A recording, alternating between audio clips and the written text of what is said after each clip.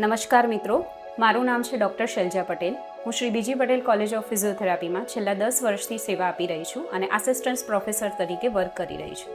તો મિત્રો, તમે જાણ્યું હશે કે તમે જાણતા હશો કે ઘણી બધી વાર આપણે બધું જ કરીએ છીએ છતાં આપણું વજન ઘટતું નથી. આપણે કહીએ છીએ મેં ખોરાક બંધ કરી દીધો, ઓછો કરી દીધો, ક્રેશ ડાયટ કરી દીધું, એક્સરસાઇઝ પણ કરું છું, છતાં મારું વજન ઘટતું નથી. તો મિત્રો, ફક્ત ને ફક્ત વજન ઓછું કરવા માટે ખાલી ડાયટને ફેરફાર કરવો જરૂરી નથી.